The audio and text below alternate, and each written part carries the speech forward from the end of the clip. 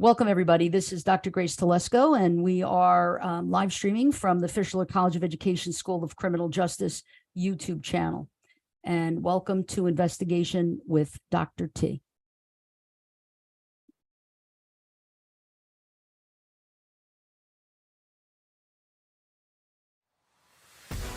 My name is Dr. Grace Telesco. My name is Dr. Grace Telesco. My name is Dr. Grace Telesco. I'm joined by Dr. Teresa Lily White, Dr. Lenore Walker, Mr. Ed Denzel.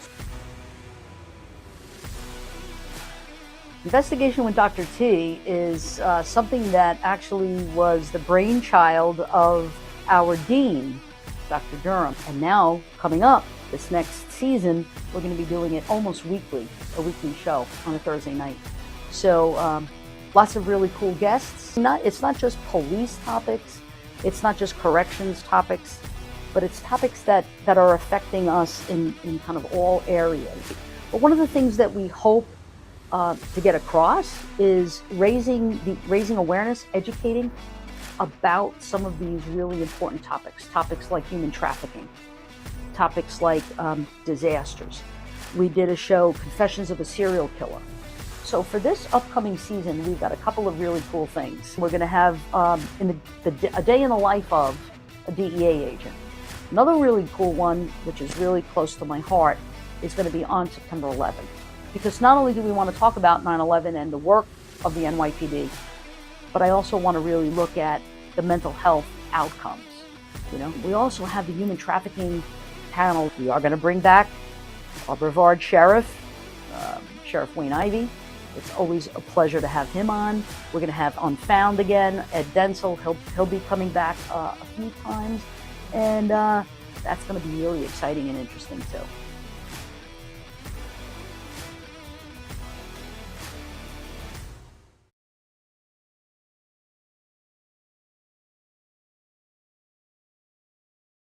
So that just kind of gives you a little bit of a bird's eye view into, what Investigation with Dr. T is, formerly known as the Criminal Justice Forum. But tonight is a very special night. Tonight is commemorating, remembering 9/11, but not only talking about September 11th and the events that unfolded that day and the work that followed, but also to talk about the impact that this had on first responders, particularly on the police.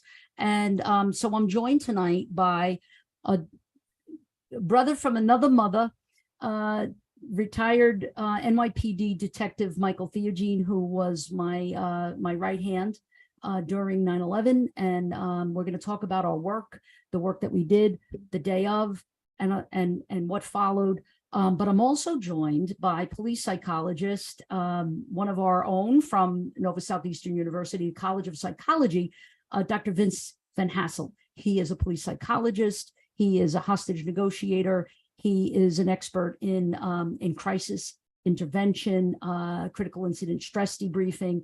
And as I said, he's a police psychologist, but not only that, he walks in the uniform. I spent 20 years in policing, and you can take the kid out of the job, off the job, out of the police department, but you can't take the police department out of the kid. And that's where I come from. That's the way I walk in the world, right? It's kind of like, you could take the kid out of Brooklyn, but you can't take Brooklyn out of the kid. It's the same thing. So near and dear to my heart is this topic tonight, because I lived it. Was there when the first plane hit the first tower in Manhattan, and the work that ensued after that.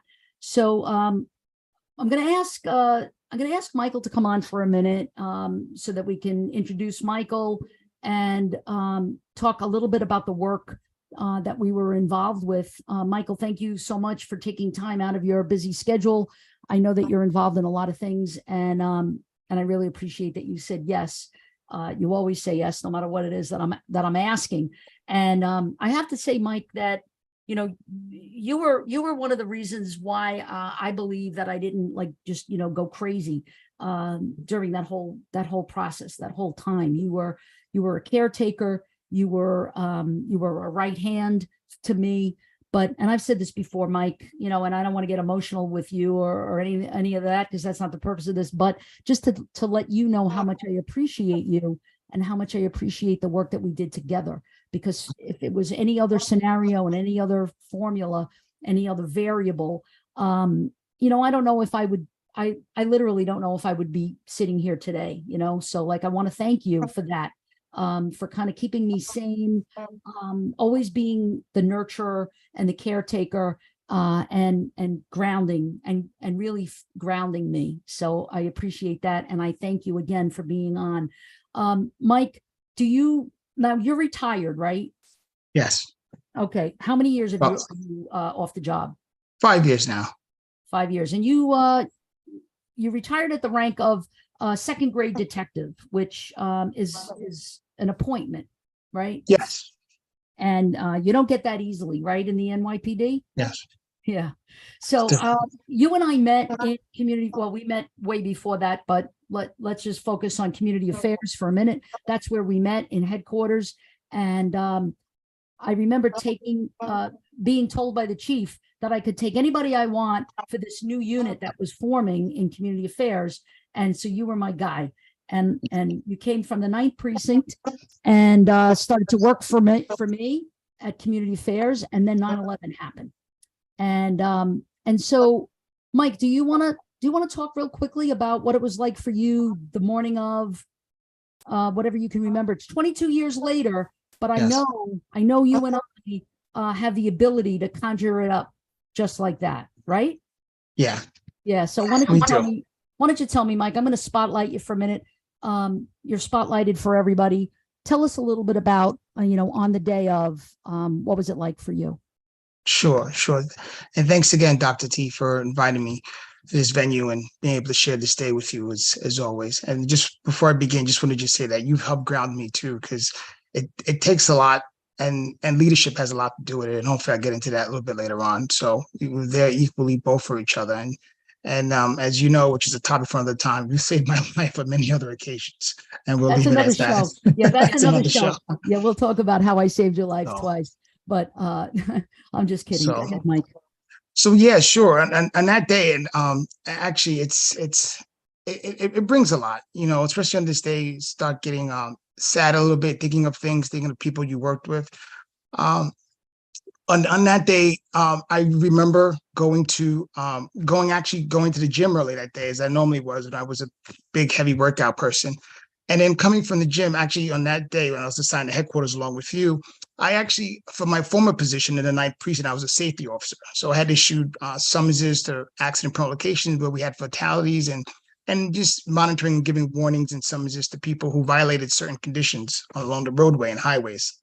So with that, even though after leading patrol in the 9th precinct and being with you in community affairs, I still had an obligation to make my court appearances so many weeks and months after being off of patrol. So being with you in the 9th precinct on that day, Tuesday morning, election day, I was assigned to go to 19 Rector Street to appear in Manhattan South traffic court first. Normally, I usually do go straight there because you're allowed to, have to report to your command first. So after the gym, I was pretty much ready and everything, but I realized I had forgotten something and have a little bit more time to get some of my paperwork ready beforehand. So I had went to the office at headquarters first. So not going directly straight to 19 Rector Street to Manhattan South traffic court. And then walking upon the office and so forth, not really knowing what's going on. We had the television on in the office, and some of us just thought after hearing an aircraft had struck one of the towers of the World Trade building, World Trade Center, not really understanding and said, oh, what happened? And people were still watching. And then things started to unfold there. And then as we know, what that day had become, which we've all continued to remember to this day, 22 years later. And the reason why I say that it's just so important upon many other things, which I know we'll get into a little bit later on too, that there's one particular officer assigned to the 13th precinct. Her name was Maura Smith. And there's an officer that she was actually at traffic court, Manhattan South traffic court that day. And after the two planes had hit the towers and so forth, she was out assisting and helping upon the street. And 19 Rector Street is actually right around the corner from the World Trade Center buildings. And you could see that there was a picture that still this memorialized today of her, of how she was assisting people and doing what normally what any of us would do as first responders, service personnel people, to help and assist other people. So I think of her all the time because she's one of the many who we've lost that day, and being upon our ranks too in the New York City Police Department, that she didn't get to go home that day. But she was doing what she was trained to do. And what she did best was to just be a police officer, a first responder, and able to help and assist others regarding her own life or regarding anything else. And so Morris Smith did not make it that day, did not go home that day.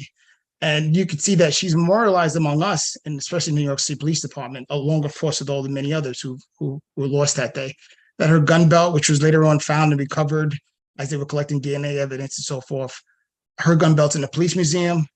There's mementos of her too as well in the 9/11 museum. So it's pretty powerful and impactful. And I always say to myself that if I had gone to traffic court that day first, I would have hoped that I would have been just like her, do what I needed to do and putting my own needs aside and helping others. But also on that day, when that first day happened, we were scrambled out of headquarters. We were placed as close as we possibly could be. And then as things started to unfold, we were actually held back at a certain point. And I have to give some acknowledgement to our former commanding officer. Together was Deputy Inspector Joseph T. Cassidy, who later on, after retiring, coming back to the job 3 times, had later perished in a car accident. But he was our overall commanding officer that day, below our chief. And he was in the field and directing us and receiving other orders of where to go. And as things started to progress, we could go no further. But then as we were at a certain point, and when the buildings had both collapsed, we were stopping a Poland Spring truck, anything that we do. We were helping people when the smoke cloud had come near us. And everybody was engulfed in the smoke cloud, and we were dousing people's eyes out and trying to get all the soot and dirt off of them, but they could see, and we were trying to keep ourselves too as well, trying to cover our faces. So we weren't as close as the epicenter there, but we were at a significant point. So and I just give, like, we were stopped at a certain point. So things started to unfold that day. We went further. We were all out in the streets, directing traffic, doing everything we possibly could. Panic, pandemonium in the streets, people running still some of the directions. And I can remember people walking across the Brooklyn-Manhattan Bridge, which are near police headquarters. And as they were walking across, just trying to get home, didn't matter which direction they needed to go home to, whether they lived on Long Island, New Jersey, just whatever outlets that people could get to in order just to move away from Lower Manhattan. That's what they were doing. People were walking on the West Side Highway, just walking north. People were walking east, west, south. So I can remember that. And then later on, we were able to get like a small break where we were just able to go home just really briefly for like as quickly as you possibly can. And we were again remobilized. And then from there that night, I remember Dr. T, that we ended up going to the morgue. We were there working with the detectives, missing person squads, taking down reports, anything that people were just calling and coming and just trying to find any information that they could from their loved ones, because they had not heard from loved ones for several hours. Because as one of the communication towers on the World Trade Center was once that had fallen, all cell phones were out. No one could communicate with anyone for hours. So people were worried and not hearing from loved ones and knowing that the loved ones either worked in the World Trade Towers or they worked nearby in the vicinity of Lower Manhattan. So just again, seeing all that and the pandemonium, the panic, and some people were calm, but still people were all just shocked. We were shocked, even us being out on the streets, but you just went into a mode that you were just helping. So that night we were at the morgue and then just trying to just sift through people, because people were being directed, or those who were later on would get home or news reports, head to the morgue, head here, head there. And then it's just from there, it was just so much. Then the next day we were assigned back to headquarters, and we were there. We walked through Lower Manhattan. We walked near Ground Zero, and it's, you couldn't see. It was just so hard to still see any. I remember going home to our home in Brooklyn, and you could see the soot that was in our backyard, a small forming of soot, and there were actually papers from the World Trade just floating in the air, and they were landing in our backyard. And you could just see that even from our distance, that we could see the towers from our window from Brooklyn South into Lower Manhattan, and just not to see the towers there anymore. And then also just realize not seeing the towers, which was physical, but knowing that people that were there that we didn't know, that no one could see them.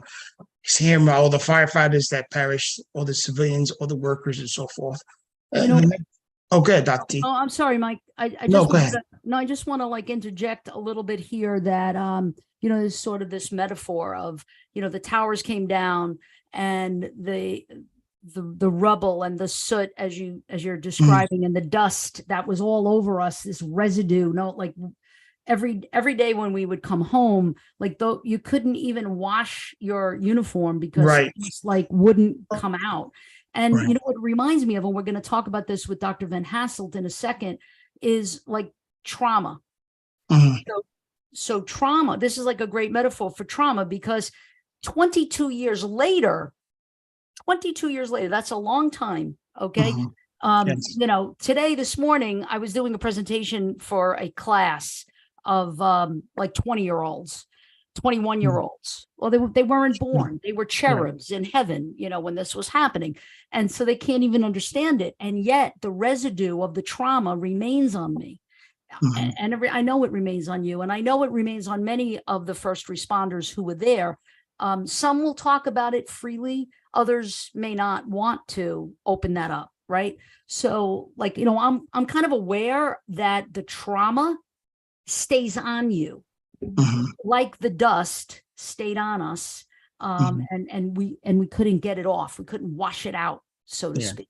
And you're also bringing up, like the early hours and the early days of this work that most people are not even familiar with, right? So those of us who are interested in police work, and we think about what we think police work is about, would not fathom that police officers were assigned to assist families in a mental health way, right? And with emotional and spiritual kind of like recovery, if you will. We were the ones that were assigned because we were a part of community affairs, and we were assigned to helping and assisting these families who were first in shock and then kind of going through the stages of death, if you will, and continuing like almost rotating them in and out, being angry at the police department, angry at the mayor's office, angry that they weren't able to find their loved one, angry that there were no answers. And then the shock and the denial and the disbelief, and I was talking today during my presentation with the students, who actually are all like medical students, I thought that was pretty cool, the future. I was talking to them about, I don't know if you remember this, it was like around September, I want to say like September 20th, right? So it was like about 8 days later, the mayor's office arranges for 100 pro bono lawyers to come to the family center. Now, by the way, the family center like morphed. It went from that little auditorium, that public health auditorium in the morgue that night, September 11th night, and then the Armory a few days later, and then ultimately Pier 94 and the family center on the West Side Highway. Sure. Do you remember that morning when we were waiting for the doors of Family Assistance Center to open? And for our viewers who have no idea what I'm talking about, the Family Assistance Center was like a big giant warehouse. It's kind of like where those of us who were from Florida, the Miami car show, right? Or the boat show, right? Yeah. So it's like in this kind of a setting, right? And all of these mental health responders, spiritual care providers, therapy dogs, Red Cross workers, food from the Salvation Army, like all of this stuff is like one-stop shopping for crisis intervention for a critical incident. So the morning of, the mayor makes this big announcement: come to the family center for to receive a death certificate. All you have to do is prove that your loved one was in the towers. We're talking like 8 days later. Mike, I said this today, like how many people showed up to see the 100 lawyers? Zero. No one. They all wanted to still come and look at lists. They Mhm. still wanted to look at hospital lists, Yes, praying that their loved one was on a list, that's right. That's right? right. Yes. They and if I they had a were, hope and I don't want to say lucky enough, but if their loved one was found on a deceased list, which meant that their body was recovered, there was a little bit of a step closer to understanding what was happening. But how many showed up and lined up for the lawyers to mhm. give them death Yeah, certificates? Zero. yeah, Why, Mike? yeah, Why? yeah, Why? Why yeah. do you And think? yeah, and this is way before even before as we got further into it, when certain Right. loved ones were acknowledged as being missing or deceased yet, or before the DNA evidence came into being, because especially when the buildings had collapsed to really sift through all the rubble. This was Right. way before that, so it's very hard to even. So people had hope. They had like this is a They chance had that my hope. loved one That's right. And they could didn't want to possibly give up. found or knocked on the head, or maybe just don't know who they are, have amnesia, they're walking around in the street That's right. That's right. And unaware. I'd like to bring on our psychologist now, our police psychologist. This is Dr. Vincent Van Hasselt. He's with the College of Psychology. He's a reserve police officer in Plantation Police Department. And Dr. Van Hasselt, I'm going to spotlight you, add your spotlight. You're a police psychologist, and I know that you have so much expertise and experience in critical incident stress debriefing, crisis intervention, hostage negotiation. Tell me, Dr. Van Hasselt, from a psychologist perspective, why didn't these families line up to get death certificates? Well, I think that that's an acknowledgement of permanency, in a sense, that this in some way has been resolved somehow, but not in their own minds. I think it's so early in the process, or so early in the time frame. I think they just were in a state of denial, because if you're talking about grief reactions, denial is the first phase. I don't think they were ready to accept that. Yes. And then Mike, because I think that Dr. Van Hasselt is going to really appreciate hearing this. When you ultimately, our work, by the way, with families went from September 11th all the way, it didn't really stop until, I want to say, a few months before I retired. It felt like in 2003. So it was like a really long rescue and recovery. And when we say rescue, there was no rescuing really of anyone. The recovery was not just physical, it was emotional and spiritual as well. So, Mike, when you were working in early intervention years later, after, community affairs, how many jobs did you go to where there was police suicide, depression, domestic violence, any of that, that you could maybe shed light? And then Dr. Van Hasselt could talk about these outcomes for police and for first responders. Go ahead, Mike. Sure, Dr. Z. Yeah, and I'm not really too sure if even the job had even realized that. I mean, they might have had some semblance of knowing that something like this could possibly come along, of some of the things that we know, and Dr. Van Hasselt could comment more on this, especially with veterans, post-traumatic stress after especially being in combat zones and so forth. So we started experiencing a lot of that happening, and being in the unit that I was in, that the department still has now, and it's been renamed as the Employee Assistance Unit. We worked closely with our department chaplains and with our department psychologists, and we're doing that. We realized that there were a lot of people that had not come to some type of resolve or seek some type of counseling from the stresses from 9/11 and the things that they've endured, whether physical scars, emotional scars. And like you mentioned earlier, a lot of the things that, especially when we had our clothes that day and it was hard to wash and we had multiple uniforms, a lot of people never really got, you just couldn't just wash it off, and just stayed on you in its exterior form.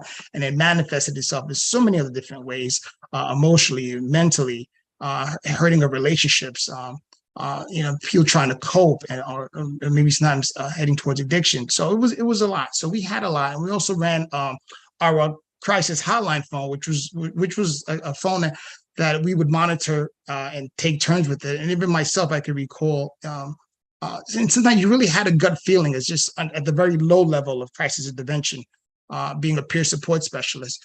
But there was just occasions that I know that there were people that I had to really go all the way. And I recall two occasions. I don't like to say I saved somebody, but to say that I know that if I didn't go the extra mile, they would have not been with us in the next few minutes. So we did what we had to do, and just to give people an opportunity to know that they were not alone, that there were people here to listen to them and to try to walk the journey with them until they can get back to some semblance of wholeness and healing. You know, Dr. Van Hasselt, I know you know this already, but our viewers might not know that police officers were assigned. It wasn't just Mike and I. Obviously, there was thousands of first responders, those who went to ground zero, some who were directing traffic around around the site. Remember that whole site was a crime scene, so no one was allowed in.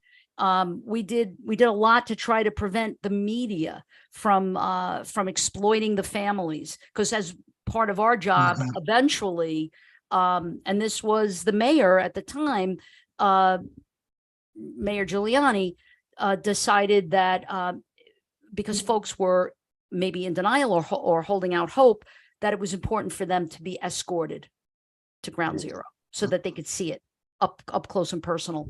And so there were a lot of different kinds of first responders.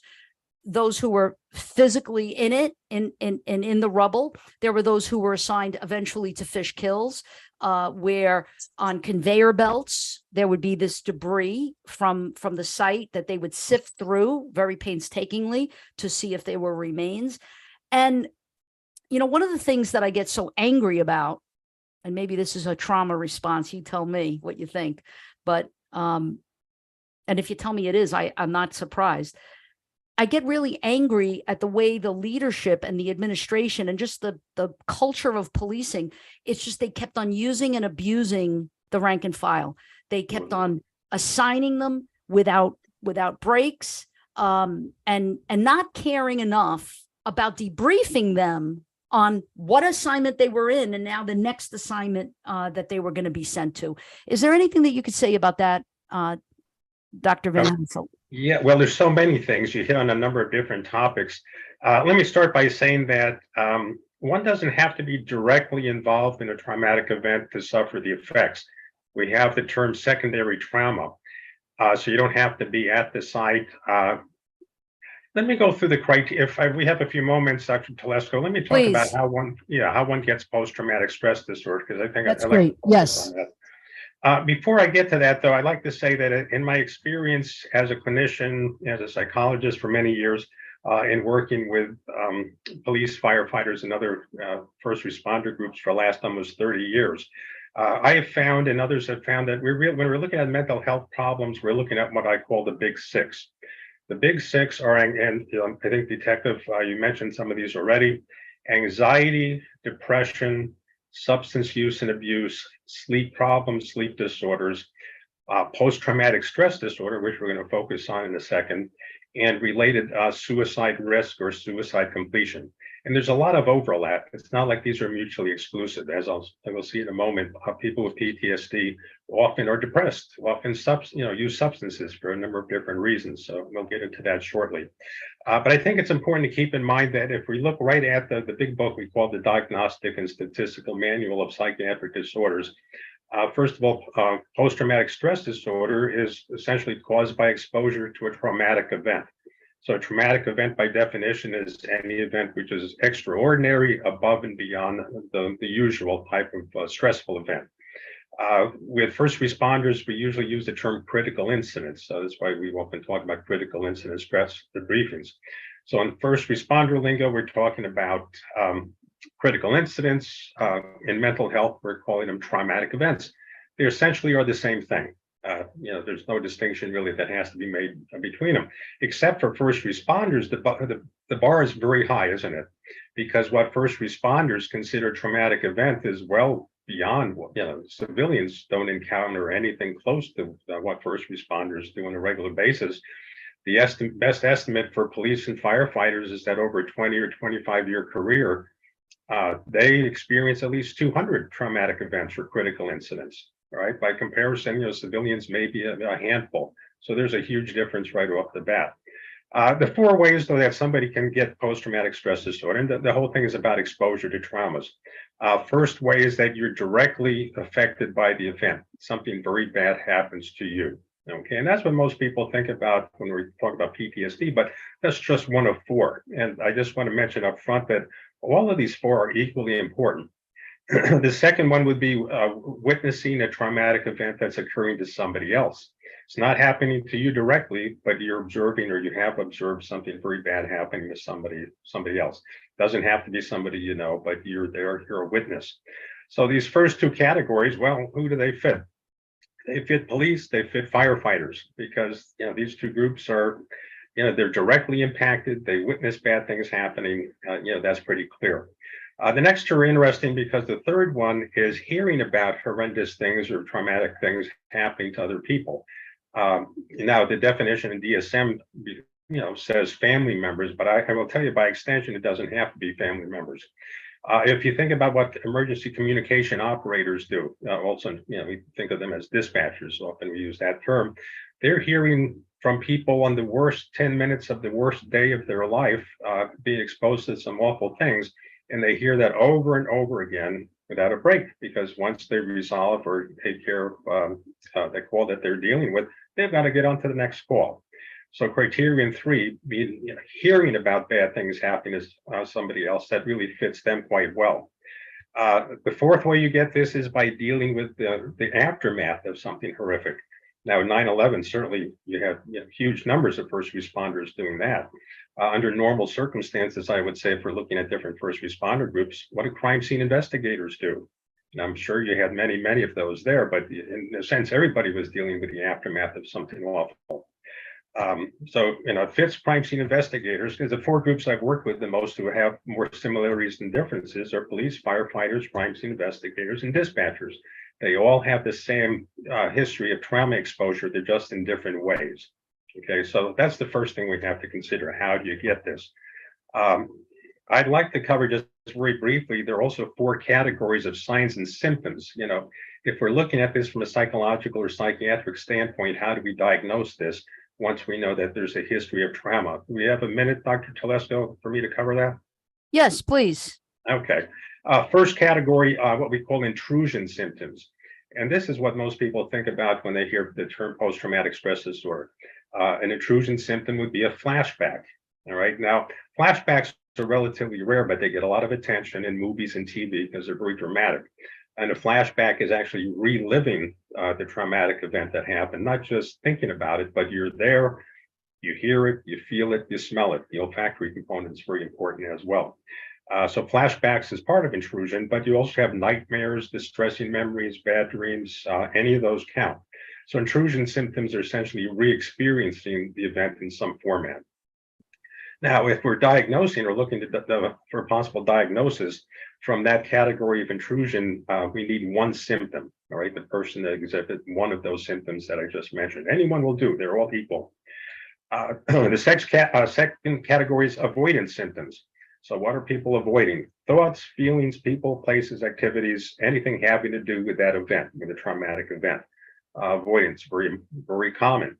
The problem with avoidance, often you have a lot of social isolation as well. And that becomes a problem because we know one of the buffers against mental health problems like PTSD and related disorders is social support. So if somebody is isolating, they're not benefiting from their social support system. But if somebody shows one avoidance symptom, any thoughts, feelings, people, place, any one of those will do, we have another criterion met. So far, if we have one intrusion symptom, we have one avoidance symptom, we're going to move on to the last 2 categories. And those are alterations, what we call alterations in cognition and mood. So there's memory loss, self-blame, a negative emotional state, like depression, diminished interest in things that one used to like to do. We call that anhedonia. Withdrawal from activities, inability to experience positive emotions. But I'll tell you, and you both probably know this, if you have a PTSD sufferer, many have told me that, hey doc, I don't just not experience positive emotions. I don't experience any emotions, positive or negative. I feel emotionally numb. All right, so from that category, alterations in cognition and mood, if we have 2 symptoms, okay, we have a possible diagnosis. Any of those 2 that I mentioned will do. And then last, alterations in arousal and reactivity, angry, irritable, self-destructive, concentration problems, sleep disturbance. And one that's particularly interesting, which is kind of a hallmark of police work anyway, hypervigilance. being extremely sensitive or vigilant about one's environment. And PTSD or not, I'm sure you both are aware of the fact that police officers are very aware of their surroundings on or off duty. When they're with their families, if they're in a restaurant, where is that police officer sitting? Right? They're sitting so they can face the door. And why? Well, that's because they're their place. They can see what's going in and out. Now, when you have hypervigilance, you have elevated heart rate, elevated blood pressure, respiration is up.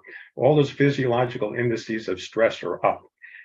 So for first responders, that's not just on the job, it's on their own time, right? So that's always been a problem. So we need two from that category as well. So if we have one intrusion symptom, one avoidance, two alterations in cognition and mood, two alterations in arousal and reactivity, we can probably diagnose somebody with post-traumatic stress disorder. Now, the other piece to this is those symptoms have to be present for over a month. If they're less than a month, you see the same symptom picture, but they haven't reached the 4-week mark. We call that acute stress disorder.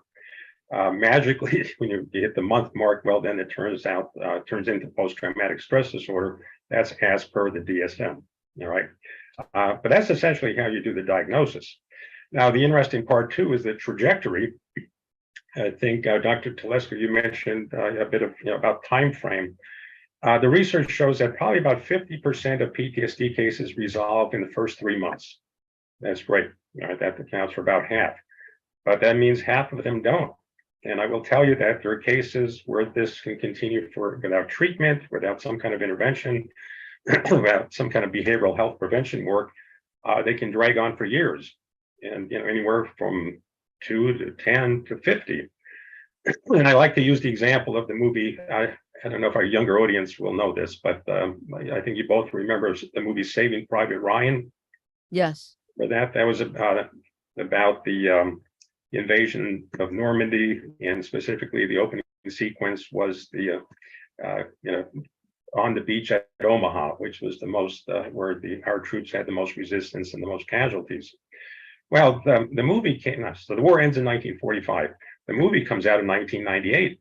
Well, when that movie came out, several hundred World War II era veterans, in particular those who were at that battle, checked themselves into a VA hospital. Wow. Who had never done that before. Right now, I'm not saying they didn't have, they weren't aware of problems that they had before that time, but at that point, it got to the level that they had to do something about it. That's doing the math. That's what, about 54 years later, or what? I mean, it's Yes. over a half century later. Wow. So what that shows you is there's no statute of limitations for PTSD.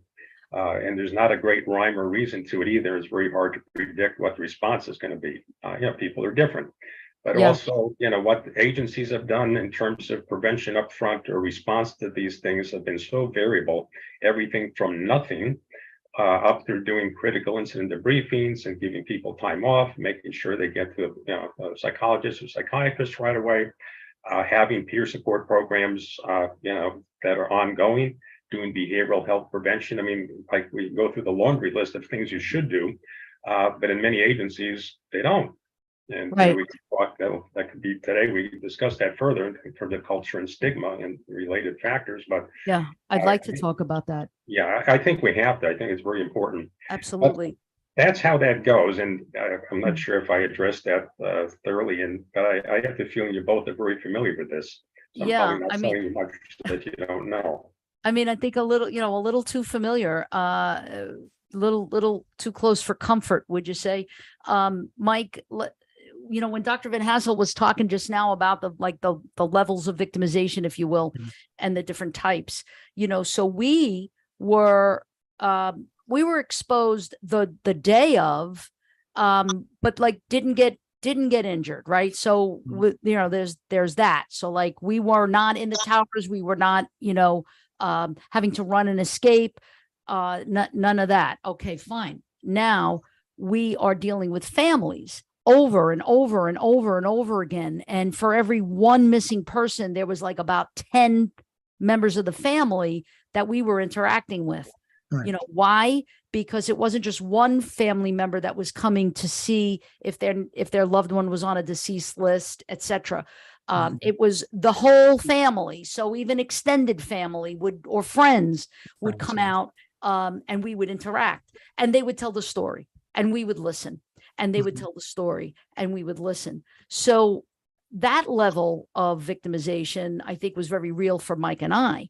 And so for, now do the math, every day for months.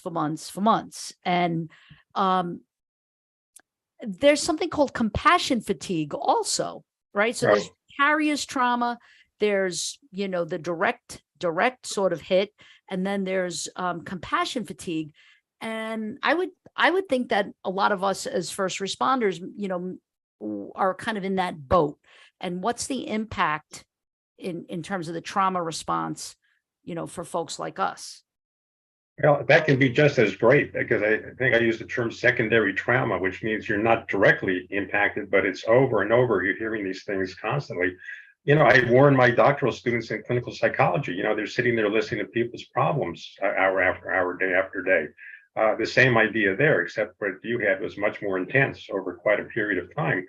The other issue is that neither of you or most of the responders who were dealing with what you're describing really didn't have much of any recovery time, right? In a sense, it's almost continuous victimization in a way. There's no downtime in between. That's right. How about when both of you or other responders who were working there for those months, did many of them quit their jobs? I doubt it. They went on to continue working, and they're traumatized by exposure to just what they get normally at work. Right? Exactly. So, I mean, the degree and amount of trauma exposure is just considerable. And you certainly had quite a lot in a very concentrated period of time with little downtime in between. Yeah. Mike, what was it like for you? I mean, you were the lieutenant's guy. Everybody knew that probably. But what was it like for you those mornings? Right. We would have roll call and we would sit in a circle. And what was it like for you to experience, that kind of, checking in with each other around, how we're doing kind of thing, taking emotional temperature, if you will. Yeah. What was that like from your view? Yeah. From my view, it was great. I felt I needed it. I'm glad it happened. And this is where it comes a little bit of that leadership too as well. Because, you didn't force us to do this, but you gave us the tools to be able to make ourselves available to it. And so it was placed in front of us. And I think, most of us took a great deal of what we could get out of it and utilize what was given to us. And of course you have few that aren't, because, law enforcement, tough skin exterior, I don't need this, this is behavioral stuff, and silly stuff, silly science, behavioral science stuff. But, for me, it really helped me. It helped me. And it was good to do it. And of course, like Dr. Van Hasselt was saying too, and before you mentioned Dr. Tu, I was thinking even for myself that, all the post stuff that's happened, even making myself available to what the, Dr. Telesco at the time, Lieutenant Grace Telesco, my commanding officer, had made available for us to go and be able to meet with other people, whether it was the chaplain or the department psychologist, or even just for pet therapy, just to go and just sit and just pet the dog and lay on the floor and just be ourselves a while. It did a great deal of help and healing for me. Of course, which I've shared this, and Dr. T knows this, my own struggles and going through my stints of counseling, for several months at 2 different times, and I felt like I needed to do that. But if it wasn't for me to be able to have that beginning opening of making myself available to that, and that being placed in front of me, I don't think I would have sought the extra help that I realized that, hey, you know what? I'm heading into some dangerous territory and waters here. I need to get help. No matter how long I was pushing it aside, I says, I need to go get help. Now I have a question for you, Mike. Sure. So what if it was an outside person, because we had a lot of mental health practitioners from the city Office of Mental Health. We also had Red Cross workers who were mental health practitioners. Now, what if they sat in the circle and they said, listen, guys, how you doing? Do you want to talk? What would the reaction have been?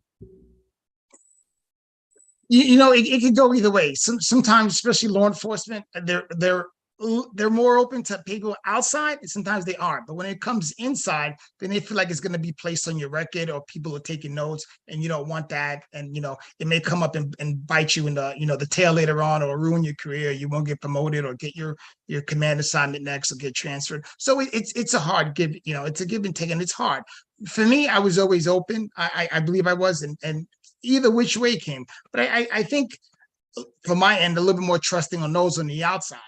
And but even working with the department chaplains and the department psychologists, and they were very skilled at what they did too, and how they could do it. And it would let you know, look, we're not, and me being in the part that I served in as a peer specialist, just doing the psychological first aid, and then needing to refer to someone higher, like a department psychologist for anything later, I see both ends. And cops are always fearful, like, okay, no, this is part of the job. I don't want this. It's someone's taking notes somewhere. It's going to be on my record. So Yeah. So Dr. Van Hasselt, is there any truth to this rumor that we as a breed don't trust we don't trust the insiders, and we don't trust the outsiders? We just don't trust anyone. Is right? Is that the feeling? Oh, yeah. I mean, you both addressed that right on the nose. I mean, it's a very untrusting, suspicious group. And I think for some good reason. Historically, there has been concern, as the detective mentioned, maybe this will get out somehow. Maybe this will go upstairs. Maybe this will affect a promotion, or getting a special unit somewhere. How do I know this won't get out? So there's that. That's always a big part to it. And I think the other part is kind of a problem with mental health. I don't think, unless you're familiar with the audience, I always call that's what I tell my students, better know your audience. You better have some basic understanding of the nature of the profession. That's why I went to the police academy, just as an aside, but I don't believe you have to do that. And I tell my students, you better spend time with police. You better spend time with firefighters. You better do ride-alongs. You better, get to know what the issues are. So they're comfortable with you. You're comfortable with them. But there's just been historically that, a distrust of mental health. And, I get it mainly, with EAP providers. There's always been a lot of distrust there because that's kind of the company, that's the company provider, isn't it? They're the in-house. Exactly. Yeah. So Mike worked for them. So Mike worked for early intervention employee assistance. So Mike, if I'm a cop and I'm like experiencing insomnia, I'm getting startle response of depression, having trouble with in my home life. So I come to early intervention and I express that. What happens next? Right. Well, as you both know, the most important thing, and I would hope I always did a good job of this, and just having the person just trust you, and a lot of people didn't believe us, and we didn't take them. That's why I loved it. Being, as you mentioned at the beginning of the onset of the session, Dr. T, as a caseworker and working for several different agencies, there's tons and tons of paperwork. I love the EAP, Employee Assistance Unit, EAU, because there was no paperwork, nothing at all, and even at times you wouldn't have been logged if the person came to see you, unless they needed a justification of why they left their command, if they wanted to come on job time to come see us. We would meet people on the street corner. They could call us on the phone. I could call from another phone. Nothing was really ever tracked or anything whatsoever. So, establishing that trust. And I think once people got to trust us and to see that, okay, there was no backlash or anything, then they would make that second attempt, like, okay, I'll call a second time, then the third time. And then, and not to string the person along, but, if they felt that they needed that certain amount of time and period, just to be heard, if they weren't needing anything else that we could gently, of course, recommend them to, they appreciated it. And then they found like, okay, wow, this is good. So there was nothing else behind it. So But this sounds like a little. I'm going to be the devil's advocate now, because that sounds a little bit like the Wizard of Oz and La La Land. Like, Dr. Van Hasselt, tell me the truth. Like, if I go to you and I say you're early intervention employee assistance, and I say to you, listen, I feel like maybe I want to blow my brains out. Well, that's different. Well, before we get to that, can I tell you just a quick story about my experience when I was doing private practice? Because I did that for many years, part-time, because I've been at Nova for many years. But I specialize in first responders. So often I get a phone call. Back then it was still on phone, it's not texting, this is before that. But the phone call would go something like this. Doc, I need your help. I mean, Doc, my buddy needs help. He or she is having problems, my buddy. So you both know, well, in some of those cases, it wasn't the buddy at all, was it? Some of the cases it was, but they would add to it. But my buddy doesn't want to be seen going to see a mental health person. They don't even want to go to the office, but I know they need help. So I felt I had to be creative about it, and you let me know if you think this was a good idea at the time. And Dr. Telesco, you probably know Lester's Diner on State Road 84. I sure do. Good Right. food. Detective, if you're familiar with our area, you know Lester's. We're not endorsing the Fishler No, College of this is not Education, product School of Criminal endorsement at Justice, all. College of No, no, no. Psychology. We're not endorsing Lester's. We're just saying we're No, familiar with the that's food. exactly Go right. ahead. I just bring it up because I called that my second office. Yeah. So what I would say to them on the phone, I would say, look, you don't have to come to the office. Let's meet for coffee at Lester's. It's open. You tell me the time, 3 in the morning. You get up, no, you have an unusual shift. Hey, I'm there. We'll just meet and talk and have coffee. Nothing else. You know, and if after that you don't want to see me again, hey, that's fine. Oh, okay. So they would go to the diner to meet me for coffee. And, you know, the funny thing is they have those big soup bowl size cups of coffee. You could sit there for hours just with coffee and talk. But I will tell you, anyone that made it to the diner always came back the next time to see me in my office. Right. But that's what it took to be able to engage a lot of them, not everybody, but a lot of them. I spent a lot of time in that diner because you had to be willing to be flexible and be aware of the fact that, you know, they're very ill at ease or suspicious or concerned, but, you know, you have the laundry list of terms you want to use. But even when they know they need help, it's still hard for them to come in. Yeah, it's You know, because of that stigma, right? Like Because and the stigma. culture and the stigma. Exactly. And you guys lived that, especially at a time where that's stronger than it ever was. I think it's lifting a little bit with this younger generation. You know, you let me know what both of you think. I see it in younger officers. They're more willing to attend things like behavioral health trainings. They seem to be more interested in peer support work. I think they're getting it a bit better. You know, you don't see at least I haven't seen or noted the choir practice as much in this younger generation. They come with their own problems. You know, they spend a lot of time on their phone and they like to text. Their interpersonal skills might be a little weak because they're so used to phones. All right, so there's all that. But I think it's gradually, slowly, there's some opening up of this. But as you both know, it really depends on supervisors and administrators and who's at the top. Yes. If you have even a sergeant who says, well, if after this horrendous thing that happened today that you dealt with, you can't get back on the road right now, you're no good to me, then what are you going to do? Exactly. Right? Exactly. And, you know, I've seen this up close and personal and, you know, literally had to go toe to toe with captains who were, I felt, abusing the cops.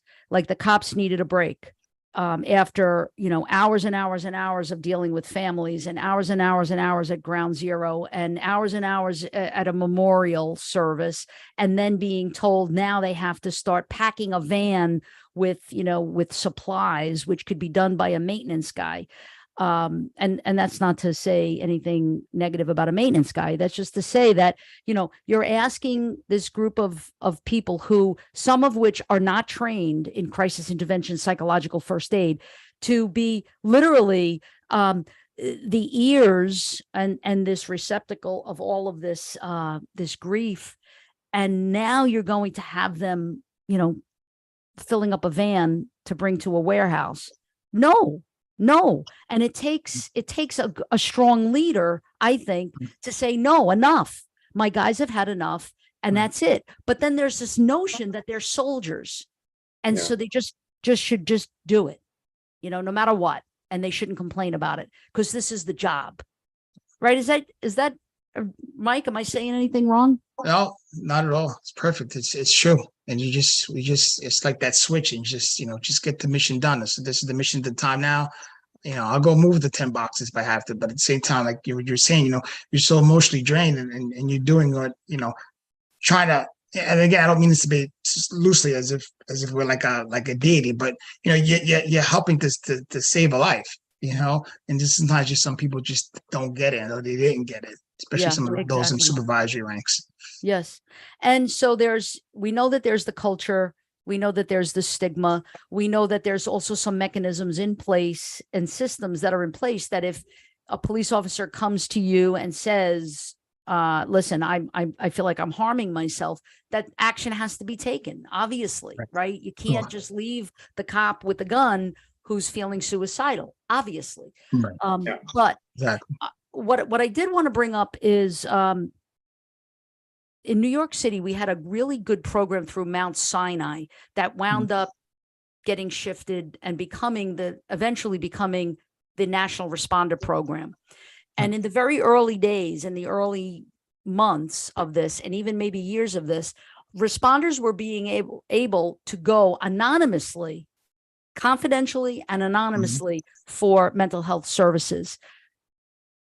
The problem that I saw up close and personal, anecdotally, not empirically, is that psychotropic medication was being thrown at a lot of officers.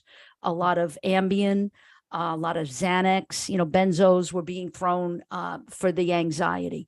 And this became another issue altogether. And if you couple self-medicating with that's a nightmare. Dr. Van Hasselt, is this your experience? Do you see this a lot?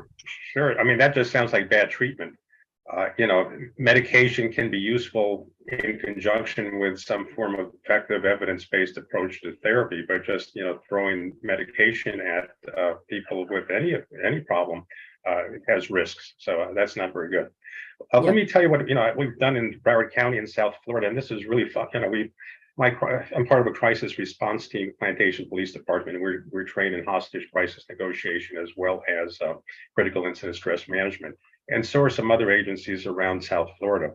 And we found that both after the Parkland shootings and the Surfside collapse, we really needed to have a list of what we call preferred providers. So what we did was canvass the South Florida area to look for mental health providers who had some experience working with law enforcement and or were recommended highly by some who had gone for help. Or were affiliated with a sound and more evidence-based treatment program, and we identified some inpatient programs that, in the event of what happens, that if you have that case where someone's threatening to kill or hurt themselves, you need to get them in somewhere. We have a couple of options for that. But it takes some work to put that together, and we were fortunate we have enough. It was kind of a learning experience. We realized after some of these events occurred, we thought we knew people that really weren't qualified. They had a degree, but as we all know, it's like dentistry. Every dentist has basically the same diploma. Some of them, when you go to them, it hurts like the dickens when you're getting the tooth repaired, and others it's not so bad. Well, it's the same thing in mental health. They all have their degrees, but not all are qualified to work with first responders. So we have our preferred providers list, and so that's worked quite well for us. The other thing, I'm not sure how much we want to get into this, but the value of peer support, I think, is really significant because we all know that police officers often will not, at least initially, go to mental health. They won't even tell their significant other what's going on necessarily, but their partner at work may have a better sense of something that's not quite right. That's because they've worked with this person for a while. They know what their baseline of behaviors are. And if there's a departure from that, they're going to take note of that. And if you train them and you develop peer support teams that are consistently trained and are knowledgeable about some of these things we're talking about, that can make a huge difference. Now, I'll give you one quick story. One of the peer support trainings that we did, and we have a 16-hour program called Peers as Law Enforcement Support. This was several months ago, about 2 months after the training, and we had one officer in there who was kind of kicking and screaming the first day because we do a lot of scenario-based training, role plays of interacting, relationship building, to be able to do peer support.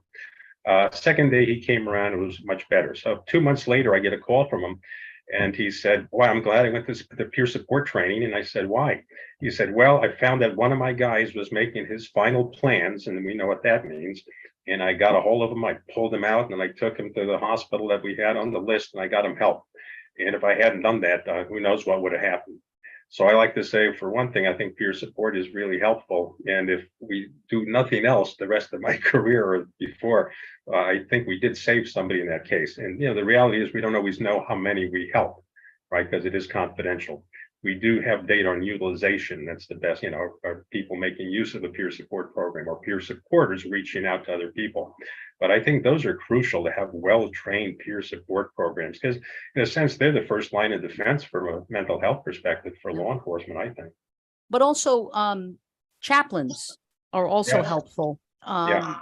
The fraternal organizations. I don't know, when Florida, what they have. I know they have FPOA, right? It's not necessarily like a PBA like we had in NYPD, but like in NYPD, we had like the Columbia Association for the Italians and the Hispanic Association. And those fraternal organizations seem to be informal peer support. The Right. other thing that I think is beneficial, Mike nailed it before, is, leadership, your supervisor, your frontline supervisor, and your lieutenant, and your captain too. I mean, I understand that there's like, this levels of executive authority and responsibility, but if you can really know your guys and girls, if you really know them well and you relate to them and you can identify with them, yes, while supervising them, but caring for them in all ways. I think that that's also beneficial, and it could be maybe more formal, but I think that like clergy and fraternal organizations and unions are a little less formal in terms of peer support. What do you think? Well, I think that really relates, as an example, critical incident stress debriefings. We know what those are. Yes. If you have a supervisor who says after a critical incident, and I don't know if we have time to get into the purpose of them, but I think they can be very helpful if done correctly. But If done correctly, if not done correctly, could be detrimental, right? You need to know what you're doing. You have to have experience, and and that's another hour we can discuss what goes into that. Absolutely. Right. No, that's another show. Right. Yeah. It might be a good show to have, actually. Okay, let's do it. Yeah. But if the Justin will contact you immediately after. Set it up. If your sergeant says, well, you don't need that stinking debriefing, you don't want to go to that. Even if the officer wants to go, he or she's not going to go. They're going to be contrary to their supervisor. They're not going to go against that. Right. So as opposed to the supervisor who says, hey, look, I want all my people who are at that scene to go, who are at that critical incident, all to go, and it's mandated, you have to go. If you don't mandate, these are some of the tricks to doing these things correctly, has to be in the SOP.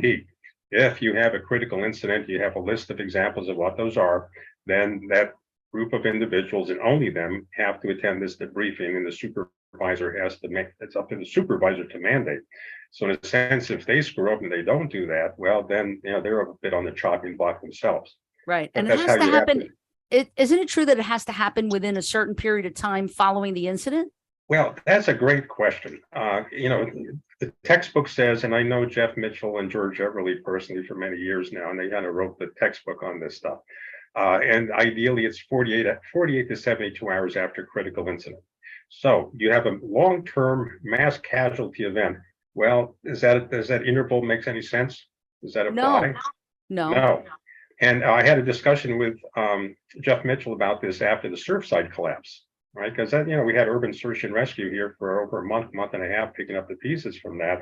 Right. And the question was, well, when to do a debriefing? It doesn't make sense to do it in the middle of, when they're still working, right? Right. It just doesn't. It's not post critical incident. And Jeff said, I think he was right about this. Well, it really is less important when you do it as long as you do it, right? And he's done them several months after a particular incident. He thinks that it's still helpful. Yeah. And, to run in early. And actually, you guys could probably feel me. I read a book several years ago by, I guess, one of the Port Authority commanders who was working the midnight shift at 9/11. I can't remember his name.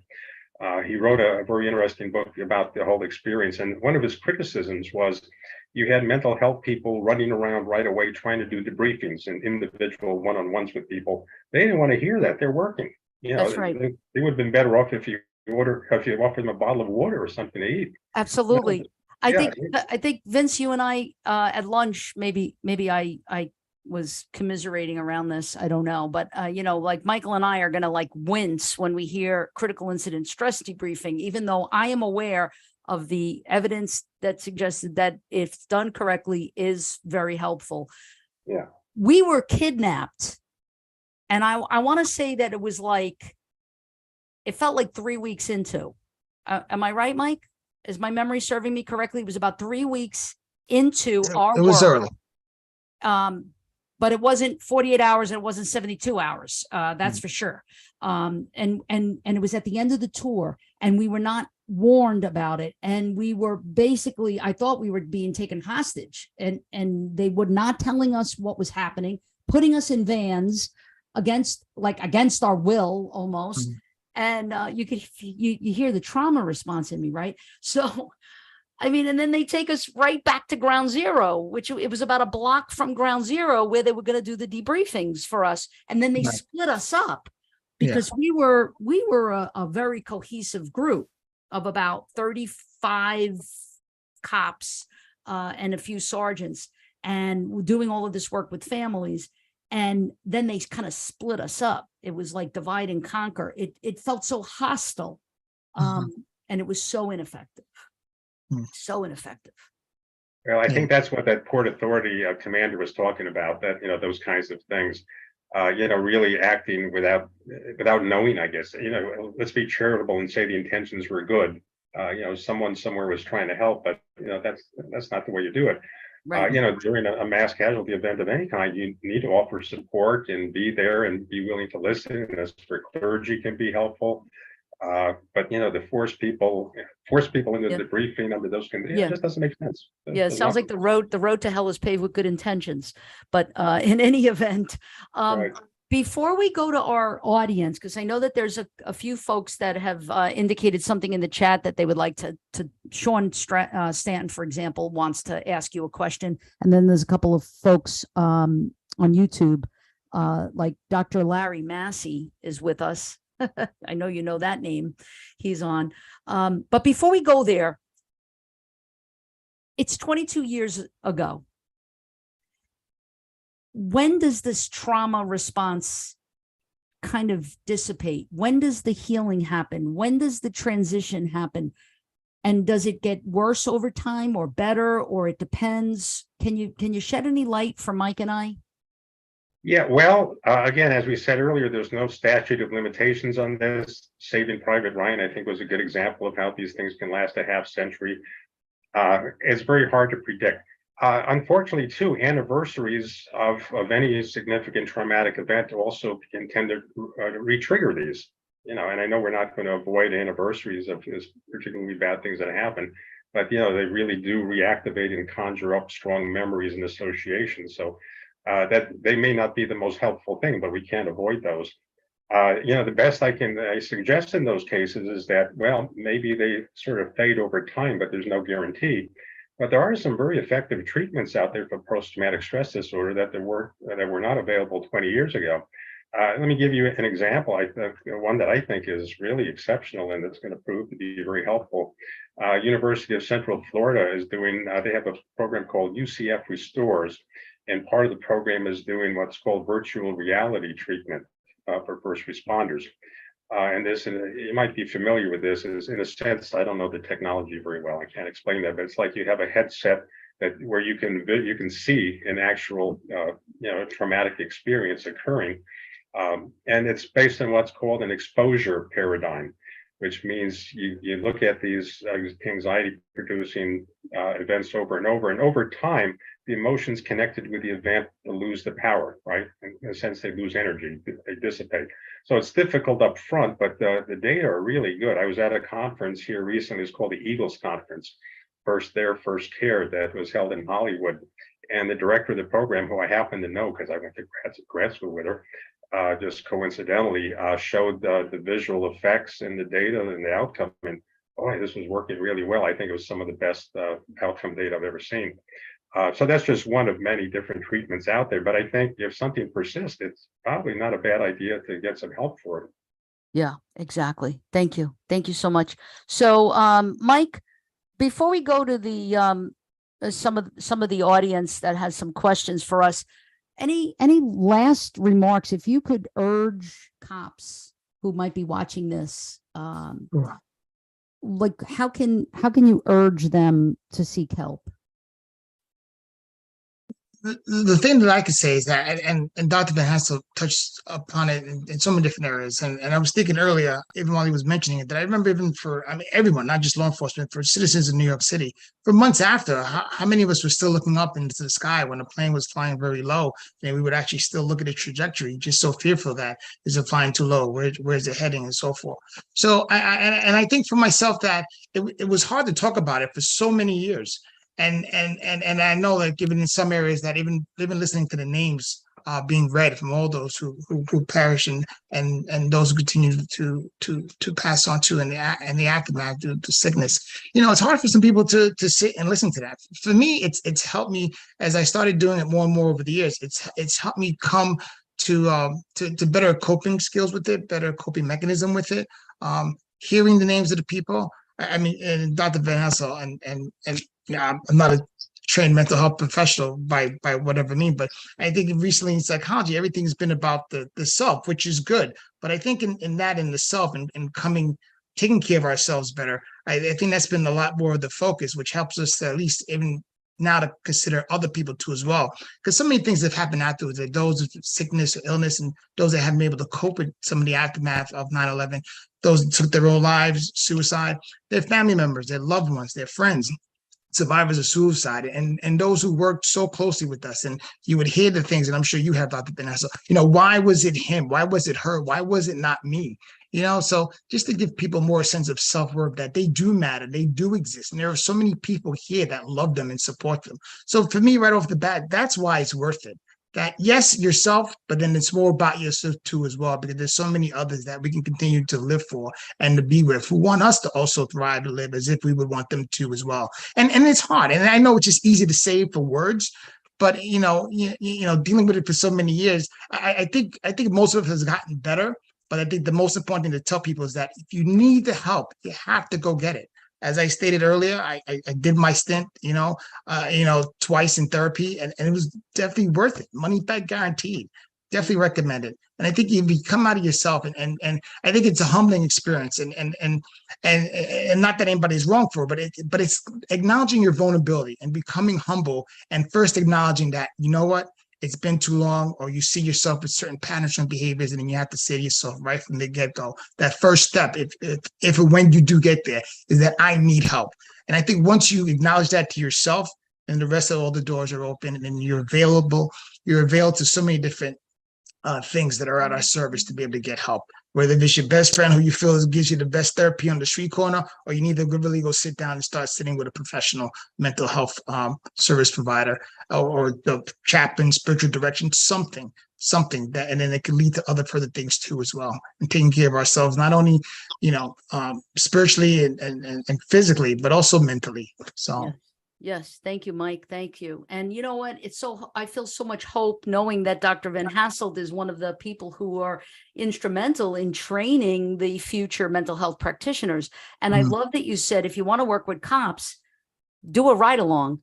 If you want to work with cops, all you got to do is just get in touch with your local police department and ask to become part of a community police academy or citizens police academy or whatever it might be. Sure. Start learning about how we tick, because what makes us tick, we're different. We're a different breed than anybody else. And so if you want to work with us and you want us to be able to trust and relate to you, I think that it's important that you really find out who we are. And it's like there's the perception of who police are, and then it's like really knowing who the police are. Dr. Van Hasselt, any last closing remarks before I go to the audience? Well, just to touch on what you said, the citizen police academies are not a minor point, and I require my doctoral students who want to work in this area to do those. And there's several cities in Broward County, for example, that do an excellent job of that. So between ride-alongs and citizen academies, and they can also get they can go through CISM training, critical incident stress management training as well. That's not hard to get that. So, for students, by the time you get out of school, if you do these things and some other things that I recommend, they have some experience going into it. So they're not just coming out with a degree with no experience. Yeah, great. Dr. Telesco, I just want to add one thing. Please. I'm a New York City kid myself. I grew up in Manhattan. That's why I like you. And I was a PAL kid, Police Athletic League. And I will tell you, Ah, that really saved me. And I think detective will recognize the 24th, I think it's 24th precinct up in about 99th between Broadway and Amsterdam, or on Amsterdam, actually. And that's where I learned the importance of mentorship and peers, and that yes, was the early days. And you don't see that much anymore. But boy, those kind of things can make a huge difference, both for yes, kids and families. And I think it was for the officers. They seem to enjoy being the mentors as well to, keep kids who are at risk in a sense. So absolutely. I share the interest and concern and feelings about New York City. That's where I'm from. Yeah. Thank you. Thank you. Thank you. All right. I'm going to turn our attention now to some of our attendees. And first, I'm going to go to YouTube. So Beth says that she will never forget that day. I was at work and several of my coworkers were from New York and New Jersey. For those who remember, there was so much pain for weeks. And Larry says, quick comment. After 30 years in policing, the attitudes and behaviors that are prevalent in the cultures of police and fire department are often intolerant and resistant to change. You agree with that, Mike? Oh, well, it's been a while, but this is a small remnant of it. But well, in my opinion, I think we're getting closer to the other side, and the pendulum is starting to swing, and has started. And I think again, once people realize their relationships are being damaged and hurt, and you want to be with those who you love, I think so. People are realizing that, you know what, this. So I think it's swung, maybe not as far, but I think slowly as we continue to go on, it's starting to swing more and more to the positive side of us being more aware of ourselves. That's great. Mike, you're such a, glasses half full kind of guy. Dr. Van Hassel, what do you think about Dr. I think Massey's comment? it starts at the top. And just very quickly, the Police Executive Research Forum back in 2019, after I think it was 9 police suicides by NYPD, had a conference with NYPD. You may be familiar with this. I think all the suicides took place between January and October of that year. And they came out with a list of recommendations. And one was, hey, it has to change at the top or you're not going to get significant change. Exactly. And, that's not so easy to talk chiefs into, what I tell my police officers who want to start things like peer support programs. I always say, look, if I can go with you to your chief and tell you the benefits of this, I'm glad to do it. Because first of all, you're never a prophet in your own land. I know that myself from my own department.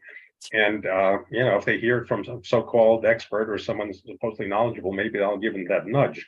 If that doesn't, you talk about the expense and all the money you invested in an officer. And if they have to go out on a medical, you've lost that. So why not be smart about it up front? Yeah, exactly. And it's a safety issue, and it is about saving lives, right? So Dr. Massey says, thank you, Detective Theogene, Dr.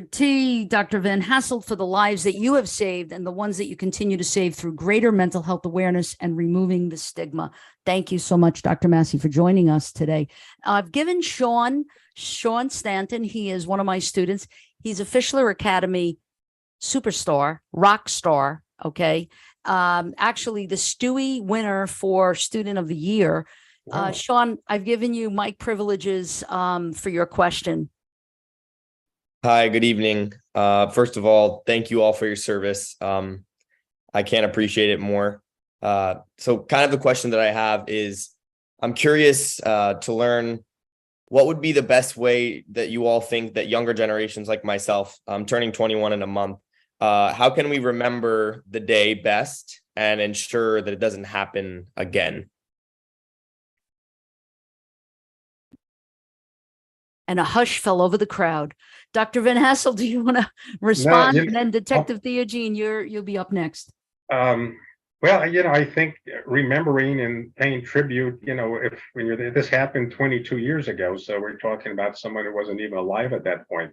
And, the memories start to, if you never experienced it, it behooves you to learn more about it and what happened. And, knowledge is power. And if you're trying to prevent things from happening again, you get smart about it, and you learn something about it. And I'm glad to see this student has the interest, because quite frankly, a lot of the younger students don't know much about it, don't seem that interested. This was history to them, maybe now a couple of paragraphs in some history book they had in high school. Yeah. It was very unfortunate. And it's interesting because, World War II and Pearl Harbor, for me was like okay, it's in a history book. Right. I didn't understand it. But now, I understand it. Mike, do you want to comment to Sean's question? Yeah, sure. Sean, great question, and I think which is hard for a number of people. People have to come to it at their own time. I'm sure Dr. Van Hasselt would have greater insight into this. But people have to come to it at their own time and just continue to be there and walk with them. I mean, for me, the more and more, like I mentioned, the hearing of the names, the more and more I'm facing and realizing that it is something that happened, and not to try to just put it in the background so far back in my mind. I just a few weeks ago, I met a nun who actually lives in a residence with Father James O'Hare, who's a priest. You would remember him, Dr. T. St. Andrews, the church that's right by police headquarters. He's in a parish now up in Manhattan. And in the movie video, 102 Minutes, he's actually there, and you could see him several times on the screen during the video, that he's actually administering last rites to the people who were deceased on the floor. And we know, of course, Father Michael Judd was one of the first casualties that were reported that day, as well as someone doing his best to go provide spiritual nourishment and support to individuals. So I think and someone said to watching a movie video yesterday that the names of families, those that perish, are like stars in the skies. You don't always see them, but you know that they're there. And I think that's the first important thing that we have to do, is just name it. You bring it to the forefront and you name it. And it's like with everything else we talked about with mental health. If you confront it and you could name it, once you put a name on it, then it's not so fearful or scary anymore. And that we could at least have a start to work with it. So I think that's the most important first thing with that. And what was the second part? How not to have it happen again? This is way beyond, and I don't want to get into politics or nothing like that. But we have to be mindful that there were a lot of even in our area in Brooklyn, where like even Dr. T, myself, had once resided in South Slope. There was a special emergency service unit, SWAT unit, right, for PD, that had interjected into an apartment complex, and there was an apartment there where certain individuals were planning a terrorist attack. So there have been a lot of things that have been thwarted throughout the years. So that's the thing, just being vigilant, but not vigilant in a fearful way. And I know it takes other entities and law enforcement and military and so forth, but vigilant in ourselves, in our own hearts, that you're aware of yourself, and you're aware of the person right in front of you. And to me, I think that's the whole beginning of everything. That's the whole start of everything, of not having it happen again. And it takes a certain grace to really have that sort of like peace and understanding within yourself, and to really like reevaluate and look at ourselves, of how we interact with each other and how we live, and how we see ourselves to the others. So I think, I don't know if that's a good answer or not, but it just comes down back to the self. I don't know. Thank you. Yeah, thank you. I'm going to ask for my assistant now. Those of you who have been watching the show for now a couple of seasons, that we always are interchanging our criminal justice students as our production unit, our behind the scenes staff, if you will. And I want to introduce you to the world. Justin, come on down. And there he is. This is Justin Campbell. He is the new project manager. And so he's a criminal justice major. And as soon as you are ready, you can unmute yourself and ask whoever a question, or if you have a comment, whatever. I just want to spotlight you. Yeah, absolutely. I want to first say thank you guys for taking your time to speak with us today, and thank you for your service for 9/11.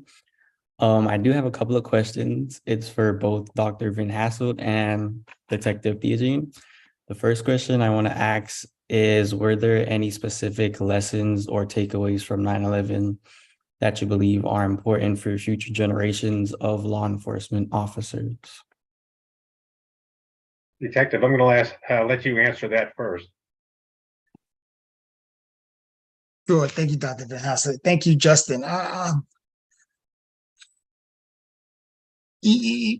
Just briefly, the whole tragedy that happened, and we mentioned earlier, even the 911 operators who were trying to just have people just to be safe and secure, and they weren't lying to them, but everyone had an expectation that everyone would be okay, and then things would, we would get people to safety and try to help people as much as they can.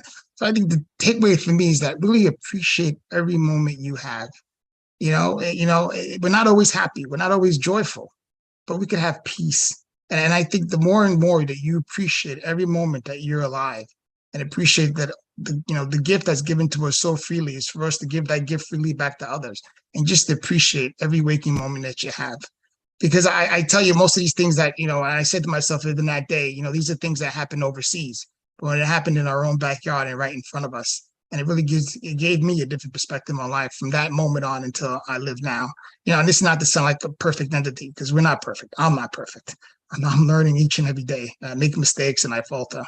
But I just to have the rest and security to know that every precious waking moment I have is a precious gift, and to utilize it and don't throw it away. Thanks, Mike. Yeah, and from a different perspective, I just want to say I think it's very important that we educate police officers and firefighters and other groups right from the beginning about mental health issues and how to stay healthy and how to prevent problems and what they need to do if they run into them. And I think it really needs to start at the academy level. They have to hear this right away, right in the beginning. And in the beginning, they won't, they feel invincible and this won't happen to them, but that's okay. Let them, get some knowledge, but you have to reinforce that over the course of their careers as well. They can't just get this message one time and then that's the end of it. This has to recur, and it has to be very systematic. On the flip side, mental health people have to do a better job of learning how to work effectively with first responders. I'm probably one of the worst critics of my colleagues in that I think most really do not know how to work properly with them. Most don't make the effort, and there is a relatively small number who do. And then I'm hoping that we can sort of, I like to include myself in that group, but we really need to pass this information and the strategies to doing this on to our students, which I think, at least at NSU, I think we've made some inroads. And we've had some of my students have gone on to work with law enforcement agencies at the federal, state, and local levels. But they sort of have a sense of what's important and what the issues are. So it's really both sides. You need to educate both sides of the mental health order, I guess. Justin, you had another question, right? Yes, I did. This one was geared towards more recently for Dr. Van Hasselt. It's most likely about like psychologists. So the question was, were there any specific coping strategies or intervention that proved to be mostly effective during those dealing with trauma from 9/11? Oh, that's a wonderful question. That'd be another good one for another meeting, Dr. Telesco. Okay. We touched on critical incident debriefings. I think those are very important, and especially as we both emphasized, when done correctly, and you can spend some time talking about that. I mentioned virtual reality treatment, which is relatively new. There's something called eye movement desensitization and reprocessing. There are different cognitive behavior therapy approaches. There's cognitive acceptance or acceptance therapy. There are a lot of good forms of therapy that are out there that are effective. Many of them have not been applied yet with first responders, though, and I think that needs to be changed. Dr. Telesco mentioned, some pharmacological interventions can be helpful as well, but really in combination with the therapeutic ones. Rarely should they be used in isolation. They can become problems in themselves. So there is a nice list right now of interventions that work well with post-traumatic stress disorder and related problems. The application isn't widespread yet. Yes. Thank you, Justin. Thank you. How does everybody like our new project manager? Yay. Thank you, Justin. All right. He's going to go back behind the scenes now, make sure that we have no bombers. I like your picture there. I like that. I like that picture. All right. So I want to thank you so much. Our dean, Dr. Durham, has a comment, and I want to just share it. She says it's so important to always remember this day. Talking about it can bring some level of comfort, and it's really true. So I want to say thank you to both of you for taking the time out to remember in this way, to talk about some best practices, to talk about the things that worked, maybe the things that didn't work, and also kind of validating for people that even though it's 22 years later, if we're still experiencing that residue that we talked about, that still can't come off our clothes, so to speak, or come off our psyche, that we're not reacting abnormally, to a normal situation. We're reacting normally to an abnormal situation that has occurred. And so I want to just say thank you. And I want to also just end kind of with this, and I will let you guys have the last word, of course. I want to end with this, saying that for me, making meaning of the work was very, very important. It was critical for me. From going from this perspective of that I was a victim of this terrible thing, to more of making meaning of the sacredness of the work, and that we were entrusted with an amazing mission that we rose to the occasion to do, and that if we brought any comfort whatsoever in any way, shape, or form in our effective listening skills to the families, then it was worth it. Then it's worth still carrying around the residue if we made a difference in the lives of those families. And I think that we did. So Mike, last word, real quick last word, and then Dr. Van Hasselt, you will definitely have the last word. I was thinking of you and of several of the families that you interact with, even so personally, like the McIlvain family. I'm thinking of them today too. And Timothy Sackpost, the only other person that I knew who was a captain in FD, who was our premarital counselor, so my wife and I. So, like Dr. Van Hasselt, the more you put in your toolbox, the more you equip yourself, the better off you prepared. I mean, we're not gonna be prepared for everything, but it makes a big difference. And the more we know, then the more we're able to help ourselves and help others. Thank you. Thank you. It's all you, Dr. Van Hasselt. Yeah, I mentioned the big 6 mental health problems in law enforcement. And, if you look at levels compared to civilians, they're almost 2 to 3 times higher across the board. We need to do more for our first responders who go out and risk their lives every day for us. We really have to make a concerted effort on every level, starting from top down within agencies to working more effectively or training more effectively our mental health providers who really are not doing a adequate job. They need to do more. Yes. Thank you. And thank you for both of you for all the work that you continue to do for all of us. And we are so appreciative. So I want to thank Fishler College of Education, School of Criminal Justice. Also thank the College of Psychology for this amazing partnership that we have. Thank you for all who have attended. And, let's keep remembering and